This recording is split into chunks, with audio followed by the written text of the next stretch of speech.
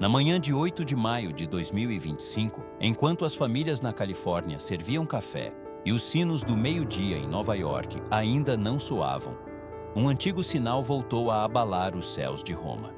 O fumo branco elevou-se da Capela Sistina como um sussurro do céu. E num instante, o mundo inteiro reteve a respiração. Depois, ouviram-se as palavras solenes em latim: Annuncio vobis gaudium magnum. Habemus papam. Sim, temos papa. Mas a questão mais profunda não estava apenas na Praça de São Pedro, mas em milhares de lares silenciosos, em corações cansados que se perguntavam: o que significa isto para mim, na minha vida simples? O nome foi anunciado, o rosto apareceu na varanda e milhões de olhares encontraram-se com um homem vestido de branco. No entanto, para além do protocolo e da emoção daquele momento histórico, talvez a verdadeira resposta não chegasse com o ruído dos sinos, mas no íntimo de cada coração. Poderia Deus estar a falar-nos através deste acontecimento, oferecendo-nos um sinal de esperança no meio de um mundo marcado pelo medo, pela divisão e pela fadiga espiritual? A tradição da Igreja lembra-nos que cada novo pontífice não é simplesmente um líder humano, mas um pastor escolhido pelo Espírito Santo para guiar o povo de Deus. Como diz o Evangelho de Mateus, não tenham medo, eu estarei convosco todos os dias, até ao fim do mundo. Mateus 28, 20. Nesse fumo branco e nessa proclamação solene, não se anunciava apenas um homem, mas também a fidelidade de Cristo que não abandona a sua igreja. E enquanto alguns podiam pensar que aquilo era um evento distante, reservado para cardeais, políticos ou historiadores, a verdade era outra. Este sinal também tocava a vida da avó que reza o terço na sua sala, do pai de família que luta para levar o pão para casa, da jovem que procura um sentido no meio da confusão. Porque a eleição de um papa, para além da política e da tradição, é antes de tudo um ato de esperança que alcança até os recantos mais ocultos. É como uma chama que, mesmo sendo pequena, pode acender a escuridão das nossas dúvidas. Naquele dia, muitos talvez se perguntaram: como é que isto me afeta? O que é que tem a ver com as minhas lutas, com os meus medos, com a minha fé débil? E talvez a resposta não tenha vindo com discursos longos, nem decretos solenes, mas com 3 sinais simples. Sinais que, se reconheceres nem que seja um na tua vida, já significam que foste abençoado. O novo Papa não chegou a Roma como um político que procura votos, nem como um estratega que persegue poder. Não levantou campanhas, nem procurou câmaras. O seu caminho tinha sido distinto, silencioso, humilde, marcado pela presença entre os mais esquecidos. Robert Francis Prevost nasceu em Chicago a 14 de setembro de 1955, festa da exaltação da Santa Cruz. Uma data que não fala de conforto, mas de entrega, de sacrifício, de amor que se oferece até ao fim. Desde criança, a sua vida parecia orientada não para a grandeza humana, mas para o mistério da cruz que salva. Durante anos serviu no Peru, no meio dos pobres, daqueles que mal eram recordados pela sociedade. Ali aprendeu que a verdadeira autoridade não se impõe com palavras fortes, mas que se ganha ouvindo, partilhando o pão, acompanhando o que sofre. Mais tarde foi nomeado bispo de Chiclin, onde o seu ministério se tornou um testemunho de paciência e proximidade. Não se tratava de discursos elegantes, mas de visitas simples às casas, de longas horas de confissão, de caminhar por ruas poeirentas com um sorriso que devolvia a esperança. Roma reparou, não por ambição pessoal, mas porque o seu modo de servir refletia o bom pastor. Foi chamado em silêncio para ajudar na formação de novos bispos, e dali a sua figura cresceu sem ruído, como a semente de mostarda que um dia se torna árvore. E num momento que ninguém esperava, sem campanhas nem cartazes, foi eleito como o primeiro Papa americano da história. A sua chegada não foi com palavras de poder, mas com uma saudação que recordava o próprio Cristo ressuscitado. A paz esteja convosco. Esse primeiro gesto diz tudo. Não começou o seu pontificado com doutrinas complicadas, nem com promessas de reforma imediata.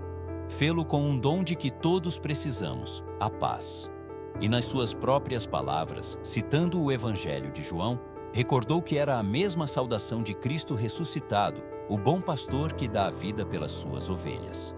Desejo que esta paz chegue ao coração e à família de cada um de vós, disse. Não só aos católicos, não só aos presentes na praça, mas a todos. A grandeza de um pastor não está nos títulos que ostenta, mas na marca que deixa nos corações. E este novo Papa, desde o primeiro instante, mostrou que queria falar à alma de cada pessoa, ali onde habita o cansaço, o medo, mas também a esperança. A mensagem inicial do Papa não foi um decreto nem uma norma fria, mas uma bênção: a paz. Com voz serena, da varanda de São Pedro, repetiu as mesmas palavras que Cristo ressuscitado ofereceu aos seus discípulos temerosos: a paz esteja convosco. Não era uma fórmula vazia, era um eco do Evangelho, um lembrete de que toda a missão da Igreja começa não na força, mas na paz que brota do coração de Deus. E o que significa essa paz? Não é ausência de problemas, mas presença de confiança no meio da tempestade. É a certeza de que mesmo quando as lágrimas caem, Deus não abandona. Jesus mesmo, no Evangelho de João 20:19, apresentou-se aos seus amigos trancados pelo medo e disse-lhes: a paz convosco. Esse gesto transformou a angústia em alegria, o isolamento em missão. Assim também, o Papa, na sua primeira aparição, não quis falar de política nem de teorias abstratas, mas do que mais precisamos neste tempo. Paz nos nossos lares, paz nos nossos corações, paz num mundo partido por divisões. O seu desejo era claro: que essa bênção não ficasse na Praça de Roma, mas que entrasse em cada família, em cada sala de estar, em cada cozinha onde alguém luta para manter a fé viva. Porque a Igreja não começa nos palácios de mármore, mas nas casas onde se partilha o pão, onde se pede perdão, onde se aprende a amar cada dia. A paz de Cristo não é um privilégio dos poderosos, é o presente que sustenta o avô que reza em silêncio, o menino que faz o sinal da cruz antes de dormir, a mãe que espera pelo filho até tarde com um coração inquieto. Ali está o verdadeiro templo onde a graça se derrama. Talvez muitos esperassem grandes anúncios ou reformas imediatas, mas o que foi oferecido foi mais profundo. Um lembrete de que a paz é a primeira semente de toda a renovação. Santo Agostinho dizia: a paz é a tranquilidade na ordem. E essa ordem começa quando Deus ocupa o primeiro lugar na nossa vida. Num mundo que grita e se agita, ouvir um simples "a paz esteja convosco" foi como receber um sopro de esperança, um bálsamo que acalma a alma cansada. O primeiro sinal de que já foste abençoado é este: tens uma família que te ama. Não uma família perfeita, não uma família sem discussões, mas um lar onde o amor, apesar das feridas, continua presente. Talvez os teus entes queridos vivam contigo, ou talvez estejam a milhares de quilômetros. Talvez não falem todos os dias, mas quando marcas o número deles, atendem. Ou são eles que ligam apenas para perguntar se foste à missa, se jantaste bem, se descansaste. Esse gesto, que às vezes parece rotina, é na realidade graça pura. O Papa não começou o seu pontificado falando de leis ou de estruturas, começou desejando paz para a tua casa. Esse detalhe lembra que a Igreja começa ali, à mesa onde se contam as histórias antigas, onde se partilham lágrimas e risos, onde se repete o mesmo prato em cada festa e onde, mesmo depois das brigas, alguém reza por ti. Ali é onde se constrói a verdadeira comunhão, no perdão, na paciência, nesse instante simples quando alguém se apercebe de que estás cansado e mesmo assim te ama. Pensa numa mãe que reza o terço pelos seus filhos adultos, embora eles já não se aproximem tanto da fé. Pensa num avô que, embora as suas forças decaiam, continua a abençoar os seus netos com o sinal da cruz. Essa fidelidade discreta é santidade cotidiana. São João Paulo II disse uma vez: o futuro da humanidade passa através da família. E é verdade, porque sem o calor de um lar, a nossa fé fica sem raízes. Mesmo se a tua família é pequena, ou se algum dos teus entes queridos já está na presença de Deus, Se ainda amas, se ainda sentes falta, se ainda dás, continuas a ser parte dessa bênção. Uma chamada telefônica, uma oração murmurada por um irmão distante, uma refeição partilhada entre gerações. Tudo isso é sacramento vivo do amor de Deus. Pergunta-te, quem na tua família te faz sentir em casa? Quem notaria a tua ausência se não aparecesses? Isso não é só afeto humano, é santo, é já uma bênção. Respira fundo, pensa num nome e sussurra-o a Deus com gratidão. O segundo sinal de que foste abençoado é mais simples do que pensamos. Hoje, acordaste. Pode ser que o tenhas feito lentamente, com dores que antes não existiam, com passos mais pesados ou com a ajuda de medicamentos. Mas abriste os olhos. O teu coração continuou a bater. A tua respiração encheu os pulmões. Esse ato cotidiano que costumamos dar por garantido é na realidade um presente divino. Muitos não tiveram esse privilégio esta manhã. Muitos não puderam levantar-se da cama, nem ver o amanhecer. E se tu ainda podes caminhar até a janela, preparar um café, regar as plantas ou pegar na mão de um neto, estás a viver uma graça que não deve ser ignorada. O Papa, nas suas primeiras palavras, não negou a dor nem a fragilidade. Reconheceu que o mundo precisa de luz e que Cristo é a ponte que nos conecta com o amor do Pai. Essa ponte nem sempre se manifesta em grandes milagres. Às vezes, encontra-se no pequeno, num raio de sol que entra pela tua janela, no canto de um pássaro, no cheiro da terra molhada. O teu corpo, embora mais lento, continua a ser templo do Espírito Santo. São Paulo disse-o com clareza.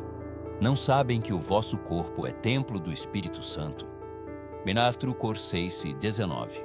Embora sintas o peso dos anos, esse templo ainda alberga vida e por isso mesmo é sagrado. Dá graças por cada gesto que ainda podes realizar. Ajoelhar-te para rezar, levantar os braços em louvor, acariciar o rosto de alguém a quem amas. Mesmo se apenas conseguires sorrir no meio do cansaço, esse sorriso já é força, já é testemunho. Não subestimes o pequeno.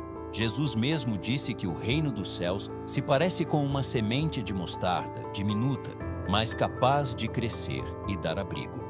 Faz uma pausa e recorda a última vez que caminhaste sem pressa, que sentiste o vento na tua cara, que olhaste o céu sem necessidade de correr para nenhum sítio.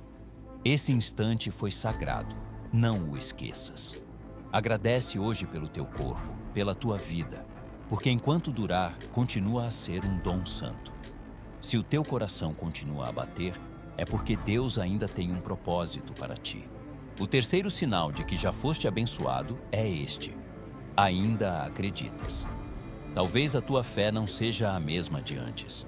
Talvez já não tenhas aquele fervor juvenil, nem a certeza absoluta que outrora te sustentava. Pode ser que a tua confiança em Deus agora seja como um sussurro débil, uma oração entrecortada, um Jesus, em ti confio, repetido em silêncio. Mas embora seja pequena, essa faísca continua acesa. E isso, no meio de um mundo que se ri da fé ou a despreza, é um verdadeiro milagre. Vivemos em tempos em que a cultura grita autonomia e força pessoal, onde confiar em Deus parece um sinal de fraqueza. No entanto, a fé não é fraqueza, é valentia. Fé é ajoelhar e reconhecer que não podemos sozinhos. Fé é esperar contra toda a esperança, como Abraão que confiou nas promessas de Deus quando tudo parecia impossível.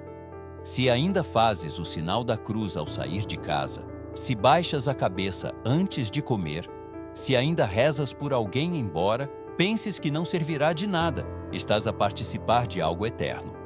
O Papa, nas suas primeiras palavras, não ofereceu soluções mágicas nem eliminou o sofrimento do mundo. Ofereceu uma certeza: Deus ama-nos, Deus ama a todos vós, o mal não prevalecerá.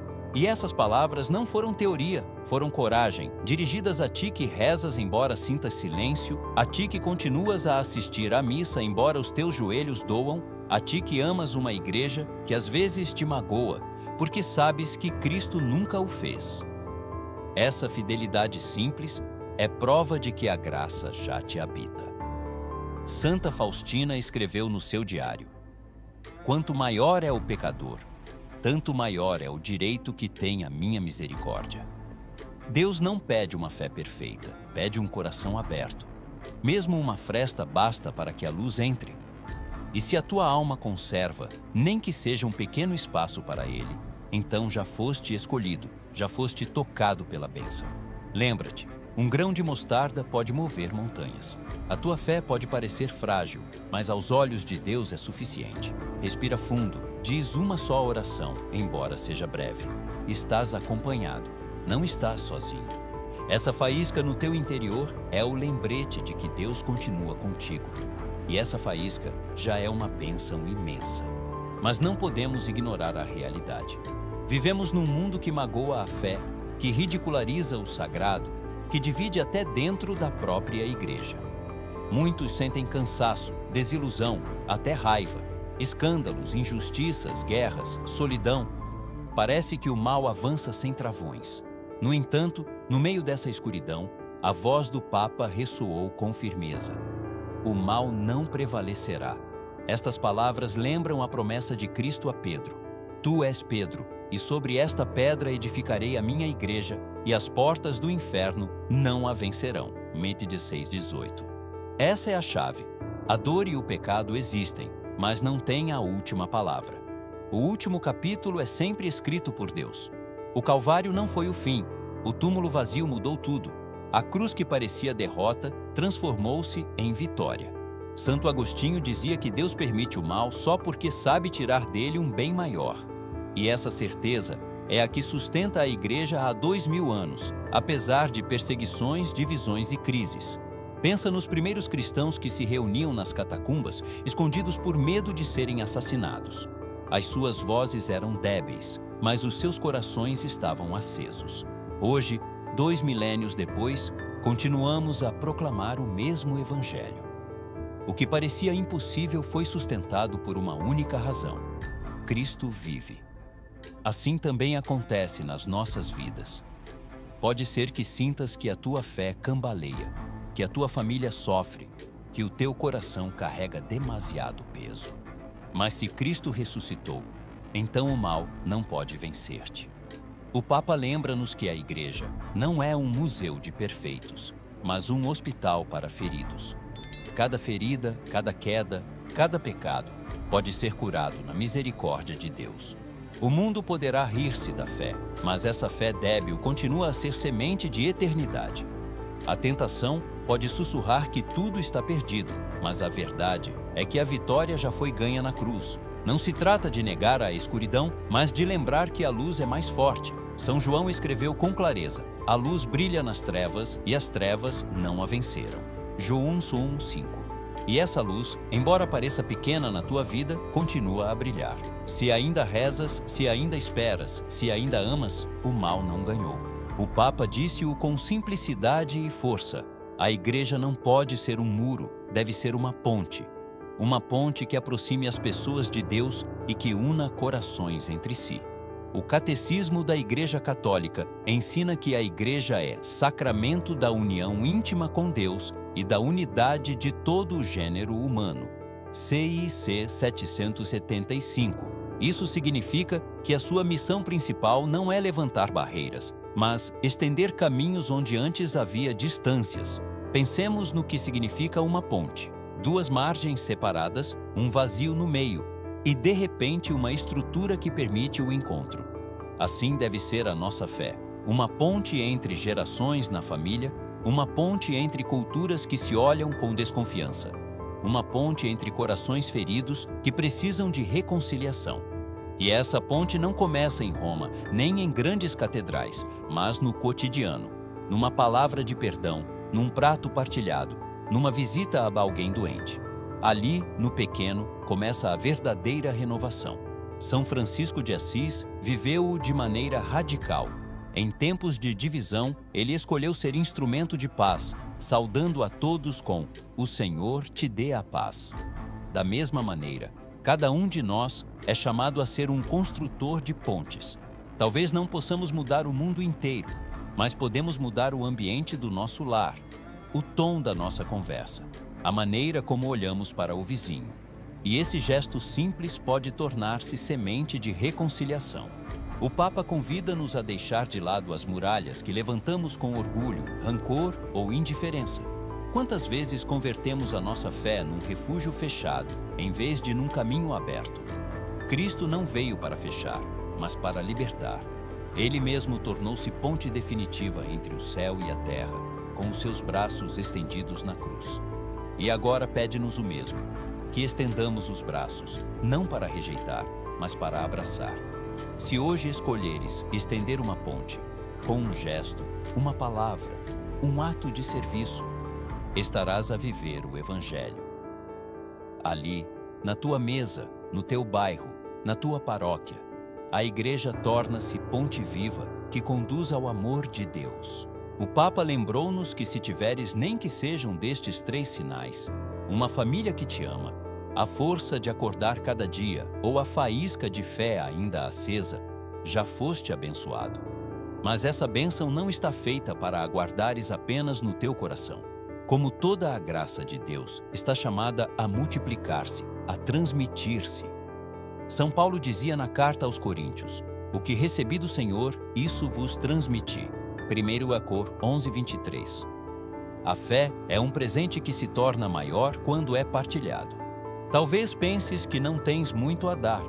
Talvez a tua saúde seja frágil, a tua voz seja débil, o teu tempo seja limitado. Mas lembra-te que Deus não precisa de grandezas humanas para operar maravilhas. Ele escolheu pescadores simples para fundar a igreja, converteu um pequeno pão e uns peixes em alimento para multidões, fez de uma humilde donzela de Nazaré a mãe do seu filho. No pequeno, no escondido, manifesta-se a sua glória. Se a tua família te ama, então transmite esse amor com gestos de reconciliação, com palavras de ânimo, com paciência. Se ainda podes abrir os olhos cada manhã, usa esse dia como uma oportunidade para semear bondade em alguém. Uma chamada, um sorriso, um conselho cheio de fé. E se ainda conservas a fé, mesmo que seja débil, permite que outros vejam em ti essa luz. Não precisas de pregar com grandes discursos. Basta com a tua presença, a tua escuta, a tua capacidade de perdoar. O Papa convida-nos a não esquecer que o mundo precisa de testemunhas mais do que de mestres. Não se trata de convencer com argumentos, mas de acender esperança com a vida. E cada um de nós pode ser essa faísca no lugar onde Deus nos colocou. Um pai no seu lar, uma avó que reza em silêncio, um jovem que defende a verdade no meio dos seus amigos. Ali, no ordinário, está a missão.